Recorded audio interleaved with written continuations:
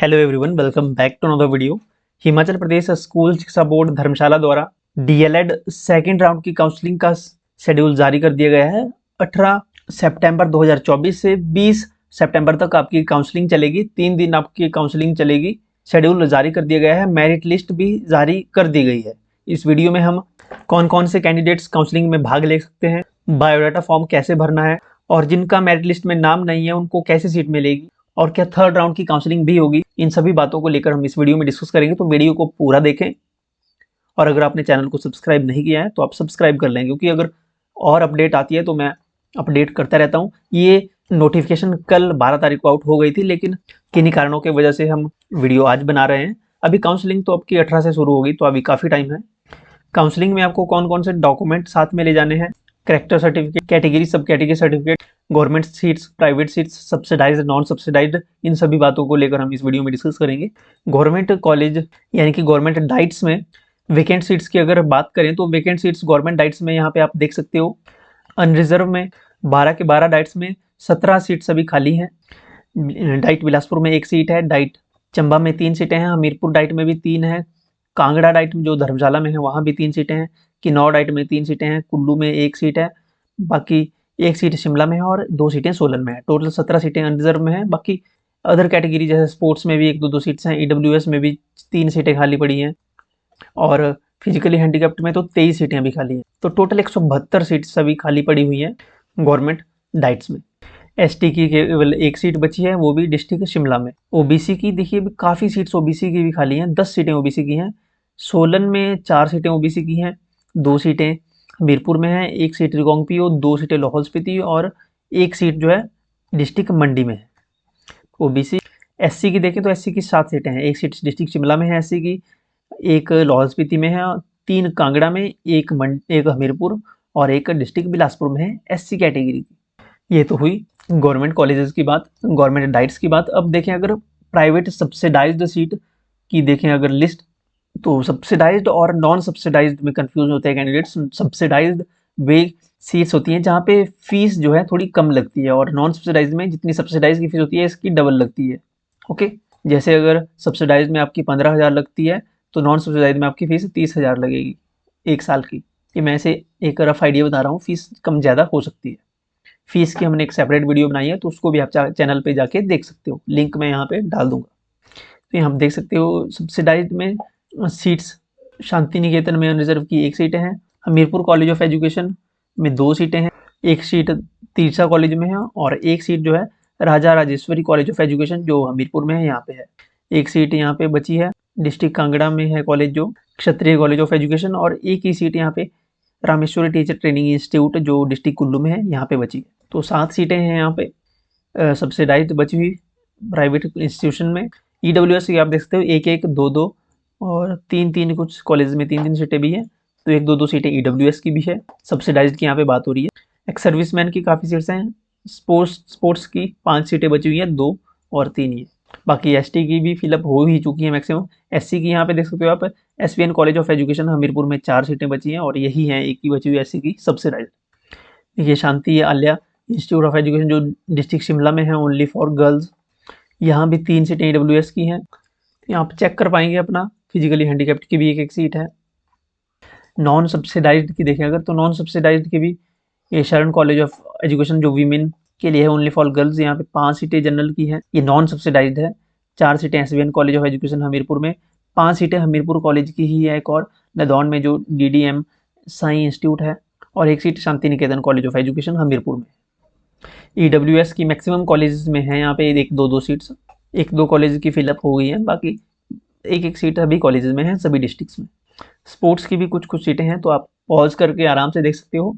SC में यहाँ पे 4 हैं, 1 है एससी की यहाँ पे, एसटी की भी 1 सीट बची हुई है नॉन सब्सिडाइज्ड, और कुछ कॉलेजेस यहाँ पे है। यहाँ पे भी 1-2 6 सीटें हैं। शांति आल्या कॉलेज ऑफ इंस्टीट्यूशन जो शिमला में है, ये केवल गर्ल्स के लिए है। टोटल 178 सीट्स जो है नॉन सब्सिडाइज्ड है टोटल। अब ये जो लिस्ट है सेकेंड राउंड की काउंसलिंग के लिए, जो इनको काउंसलिंग के लिए यहाँ पे बुलाया गया है, तो ये जो मैक्सिमम जो 85, 82, 80 मार्क्स के वाले कैंडिडेट्स को देख रहे हैं, ये एडमिशन नहीं लेंगे। ओके, ये एडमिशन नहीं लेंगे क्योंकि अगर इनको एडमिशन लेनी होती तो ये फर्स्ट राउंड में ही एडमिशन ले लिए होते। ओके, इन्होंने एंट्रेंस दिया था लेकिन ये एडमिशन नहीं लेंगे, क्योंकि 85 मार्क्स वालों को तो गवर्नमेंट सीट इजीली मिल जाएगी फर्स्ट राउंड में, तो इनको प्राइवेट में तो वेट करने की ज़रूरत नहीं है। ओके, जो 79, 77, 76, 70 की लाइन में जो है ना, ये ऐसे कैंडिडेट्स हैं जिनको एडमिशन नहीं लेनी थी। ओके, तो ये तो काउंसलिंग अटेंड नहीं करेंगे। जैसे 73, 74, यहाँ पे मैक्सिमम कैंडिडेट्स ऐसे हैं जिनको एडमिशन नहीं लेनी है 70 की लाइन में जितने भी हैं।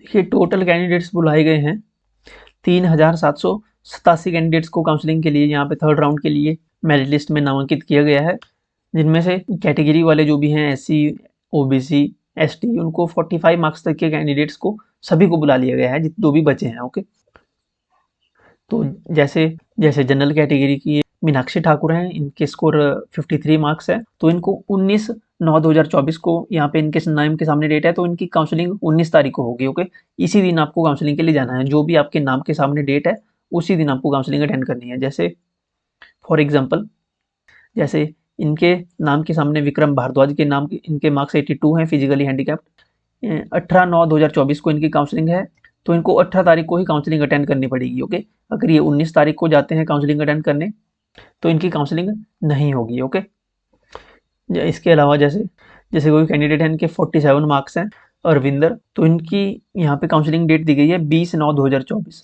तो इनकी काउंसलिंग 20 तारीख को ही होगी। ओके, 20 तारीख को ही इनको काउंसलिंग अटेंड करनी पड़ेगी। अगर ये किसी और तारीख को जाते हैं, पहले 19 को ही चले जाते हैं, तो इनकी काउंसलिंग नहीं होगी। ओके, तो जिस दिन आपकी डेट दी गई है उसी दिन काउंसलिंग अटेंड करें।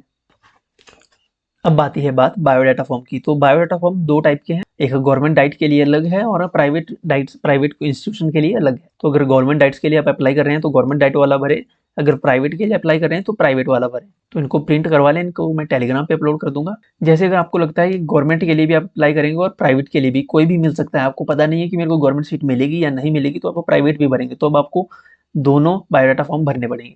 देखिए यहाँ पे आपको मेरिट सीरियल नंबर देना पड़ेगा, जो भी मेरिट सीरियल नंबर है आपका।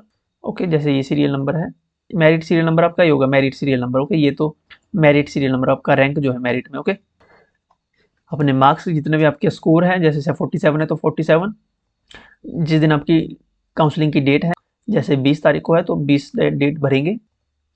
इसके बाद जहाँ जिस डिस्ट्रिक्ट से आप बिलोंग करते हैं, जैसे आप डिस्ट्रिक्ट कांगड़ा से, तो यहाँ कांगड़ा आपका DLED का रोल नंबर, जो भी आपका रोल नंबर है। Okay, DLED roll number, date counselling की, अपनी कैटेगरी अगर जनरल है तो जनरल कैटेगरी, अगर कोई आपकी जैसे EWS वगैरह है, फिजिकली हैंडीकैप्ड जो भी है, वो आपको फिलअप करना है।